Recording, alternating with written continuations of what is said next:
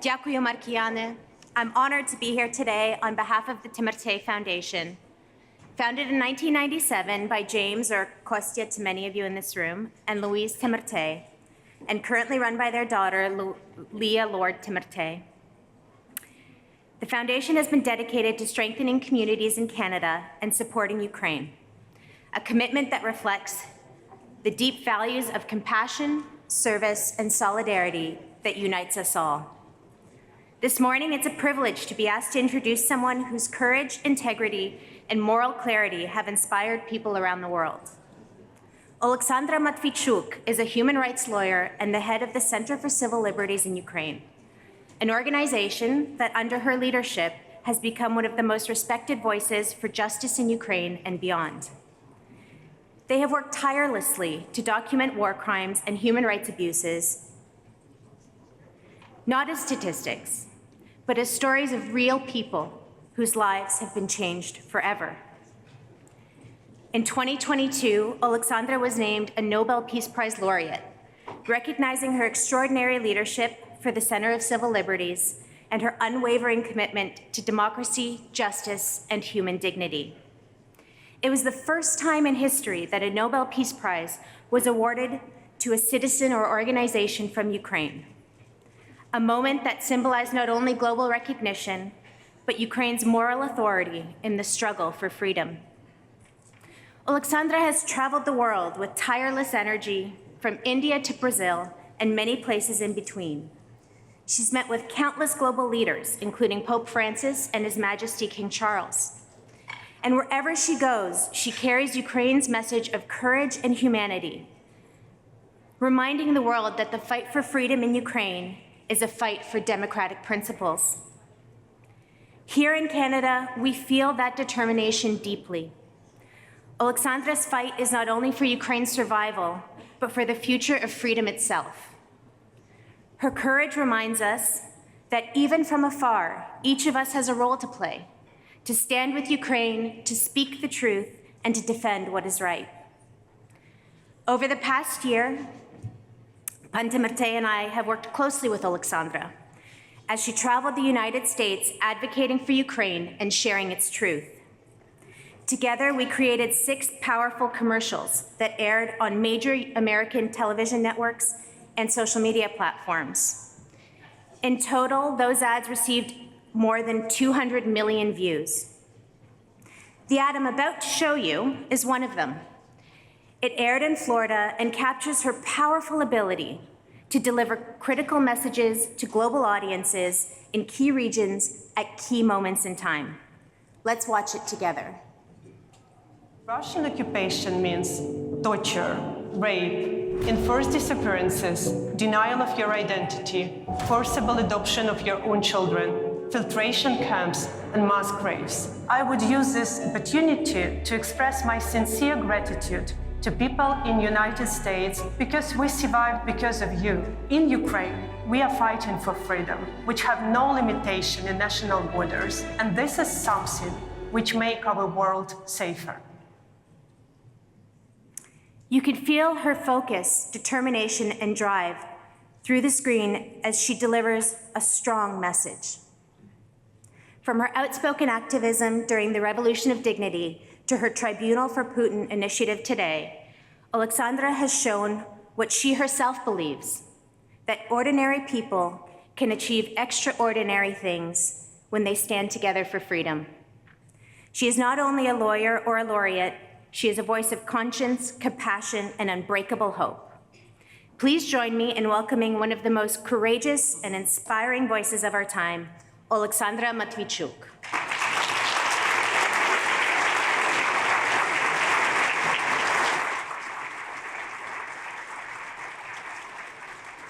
Thank you very much for providing me a floor. It's a huge honor for me to address to this distinguished audience. It's the 4th year of this full-scale invasion, one that, according to both Russian and Western analysts, was supposed to end in just 4 days. Ukraine chose not to play the role of the perfect victim, but to resist. Ukrainians continue to fight against Russia, even for the slightest chance for our children to live without fear of violence and have a long-term perspective.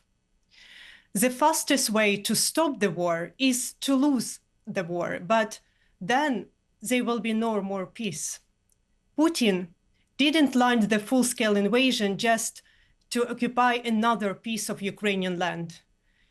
It's naive to think that Putin sacrificed hundreds of thousands of its soldiers just to occupy Bakhmut or Pokrovsk.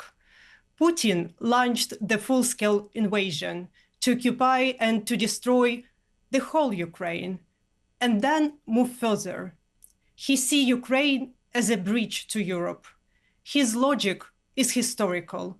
He dreams about his legacy. He wants to forcibly restore Russian Empire. And that is why people in other European countries, they are safe only because Ukrainians are still fighting and don't let Russian army to move further. The truth is that outcome of this war will determine that Europe and the world as a whole will look like. The decades of freedom that followed the fall of the Berlin Wall and collapse of the Soviet Union could easily give way to decades of mere survival. So when I'm asked how Ukrainian envisions achieving a just and a lasting peace, I always ask that the question be framed correctly. This is not just a Ukrainian problem, not when a permanent member of the UN Security Council tramples the UN Charter, launches a war of aggression, and tries to redraw internationally recognized borders by force. So let me share with you several thoughts about current situation. First, Russia's war is genocidal. Putin openly claims that there is no Ukrainian nation, there is no Ukrainian language, no Ukrainian culture. For years, we have been documenting how these words translate into horrible practice. In the occupied territories, Russians are physically eliminating active members of society, mayors, journalists, children writers, priests, musicians, teachers, entrepreneurs. They banned Ukrainian language and culture. They destroyed and robbed Ukrainian cultural heritage. They conscript Ukrainian men into Russian army. And when they take Ukrainian children to Russia, they put them in Russian education camps. They told them that they are not Ukrainian children, they are Russian children, that their parents and families refused from them, and they will be adopted by Russian families who will bring them up as Russians. Russia tries to portray our resistance to occupation and the destruction of Ukrainian identity as action that undermine peace. So we are forced to constantly explain things that are obvious to us, but not obvious to the world, that peace doesn't come when country which was invaded stop fighting. That's not peace, that's occupation. And occupation is the same war, but just in another form. Occupation is not just changing one state flag to another. Occupation means enforced disappearances, rape, torture, denial of your identity, forcible adoption of your children by aggressor, filtration camps, and mass graves. When Putin told Trump in Alaska that he would wage a war to eliminate its root causes, those root causes are our very existence. Because to destroy a national group, you don't have to kill all its members. You can forcibly erode their identity, and the entire national group will disappear. And that is why we can't stop resisting Russian aggression. If Russia occupies Ukraine, we simply will not exist. Countries that grow tired of proving their identity, such country disappear. Second, The war is changing how Ukrainians are perceived in the world. Every nation is a narrative, a story it tells about itself. But for centuries, Ukrainians lived in the shadow of the Russian Empire. And empire is not just about controlling land, resources, and people. It's about also controlling the knowledge, about how we speak about each other. It's about the power to name things. We entered this full-scale war as society without context. People on other continents knew only one thing about our part of the world, that it was Russia. Our history wasn't written by us. We are a country whose literary classics haven't even been translated. Even today, I still get asked whether the Ukrainian language is actually different from Russian. In response, I often tell the story of painting by Edgar Degas at the Metropolitan Museum of Art. It depicts girls in national dress. For many years, the painting was titled Russian Dancers, but the girls are wearing vyshyvankas and flower-wreath, traditional Ukrainian clothing. And for years, Ukrainian art historians sent numerous letters asking for the painting to be renamed or at least annotated. No one listened. Only after the full-scale invasion did the museum change the title. It's now called Dancers in Ukrainian Dress. The museum administration probably still believe that they are Russian dancers who just happened to be wearing Ukrainian costumes. But still, it's a meaningful shift. Ukraine is beginning to appear on the world's mental map. Sadly, we are paying for this the highest price. We are a vivid example that country's agency is not measured by its national income or possession of nuclear weapons, but by the willingness of their citizens to defend their freedom. The freedom to be an independent state, but not Russian colony. For freedom to preserve Ukrainian identity and not to be forced to educate Ukrainian children as Russians. And for freedom to have our own democratic choice.